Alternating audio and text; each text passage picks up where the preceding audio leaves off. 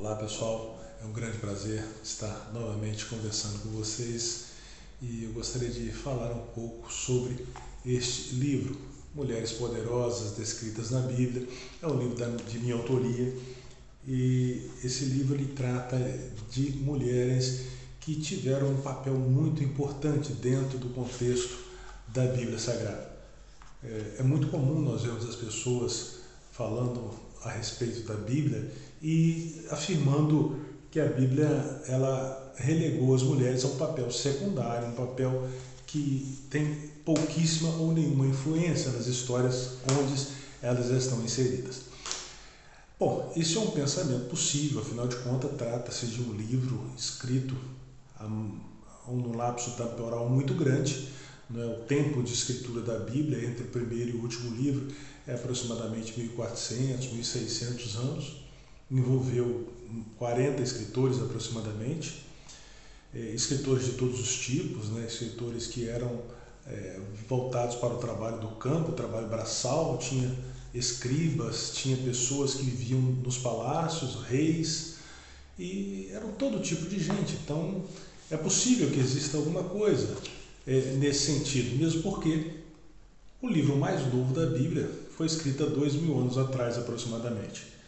E se nós encontramos hoje, na atualidade, textos que colocam a mulher num papel secundário, quanto mais nós observando um texto que data de, no mínimo, 2000 anos de idade, seria muito mais fácil nós encontrarmos. Então, se eu não encontrasse dentro da Bíblia, dos 66 livros da Bíblia, alguma questão que não colocasse a mulher nessa situação, seria até o caso de eu duvidar da autenticidade dele por questões históricas, sociológicas e até antropológicas. Bom, entretanto, quando nós olhamos a Bíblia, nós vamos perceber que não é bem assim. Para você ter uma ideia, eu vou falar apenas de 3 personagens muito interessantes que vivem no mesmo momento histórico e que são extremamente importantes para que as coisas aconteçam. Joquebede, Miriam e a filha de Faraó. Joquebede é a mãe de Moisés. Eu coloquei Miriam porque a tradição acredita que foi Miriam, mas a Bíblia não diz que era Miriam, diz que era a irmã de Moisés que participava de todo o enredo. Então o que acontece? Joquebede tem um filho, Moisés, e esse menino nasce sob um edito do faraó, que todos os meninos nascidos dos judeus deveriam ser mortos. Bom, isso coloca numa situação muito difícil, porque o menino deveria morrer. Só que a mãe, Joquebede, muito inteligente, ela faz o seguinte, ela prepara um cesto, passa betume para que ele ficasse impermeável, coloca o menino no rio e no momento em que a filha de Faraó estava se banhando. As pessoas se banhavam no Nilo e era algo assim como se fosse cerimonial mesmo. E é o que acontece. A filha de Faraó se banhando, Moisés vai descendo, a irmã de Moisés, que a gente supõe ser Miriam, vai acompanhando. A filha de Faraó então pega essa criança, se afeiçoa a criança e a irmã de Moisés se aproxima e oferece os serviços de Joquebede, a própria mãe, para cuidar da criança, para amamentar a criança, afinal ela estava nessa fase de amamentação. E ocorre o que? Joquebede, a mãe de Moisés, o cria e ainda ganha dinheiro para isso. Olha que mulher extraordinária. Ela consegue ainda ser paga para criar o próprio filho. Isso é muito, muito fantástico, porque a gente percebe que 3 mulheres envolvidas numa ação que vai mudar o mundo a partir daquele momento. Afinal de contas, é Moisés quem tira todo o povo de Israel que estava no cativeiro e leva para a terra prometida, para Canaã. E aí nós vemos que todo o mundo ele é transformado, o mundo do Oriente Médio, naquele momento, pela ação de 3 mulheres. Essas 3 mulheres, elas fazem e agem de maneira que o mundo se modifica. Agora, o extraordinário de tudo isso é que Moisés foi criado pouquíssimo tempo com a mãe.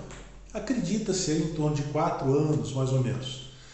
E depois ele retorna ele vai definitivamente para morar com a filha de Faraó.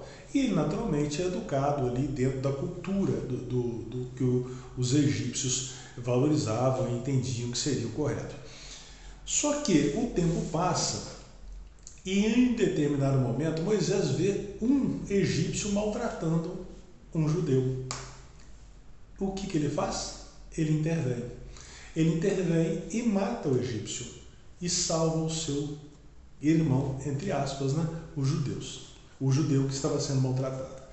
Quando a gente percebe isso, a gente identifica a capacidade, o poder de Joquebede de transferir para ele, mesmo em tão pouco tempo, uma carga cultural e de valores extraordinária. Mesmo depois de receber toda a cultura egípcia, todo o entendimento egípcio, depois de viver como egípcio, ele ainda se via como um judeu. Olha que interessante. Isso é fantástico, porque isso mostra que havia sim uma disputa ali de uma mulher egípcia e uma mulher que não era egípcia, que era judia, uma mulher que era nobre e uma mulher que era escrava. Uma mulher que era poderosa em termos financeiros e de status e outra mulher que não era poderosa em termos de financeiro e de status.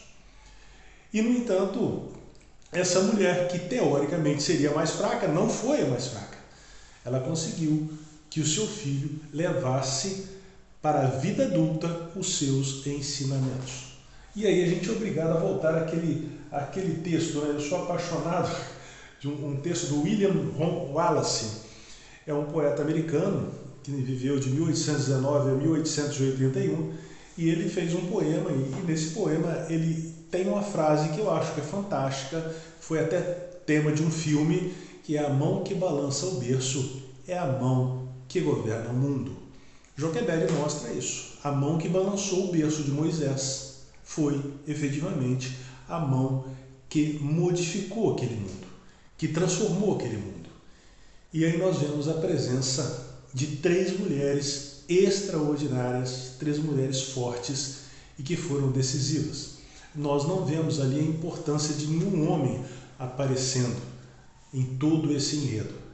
É a mulher, mãe de Moisés, chamada Joquebede, a sua irmã, que supõe-se ser Miriam, e a filha de Faraó, que a Bíblia não se preocupa em registrar o nome, como também não se preocupa em registrar o nome da irmã de Moisés envolvida. E aí nós somos obrigados, por força do texto, a identificar, sim, que a Bíblia ela apresenta mulheres fortes, mulheres poderosas e mulheres que interferiram positivamente nas histórias em que elas estavam inseridas. Espero que você tenha gostado. Se você quiser conhecer um pouco mais, esse livro está disponível na Amazon. Tem também o e-book, é uma capa um pouquinho diferente, mas está disponível lá. Quem sabe se não gostaria de conhecer um pouco mais, acesse lá e tenha um pouco mais de contato com esse trabalho que eu desenvolvi. Um grande abraço, até a próxima.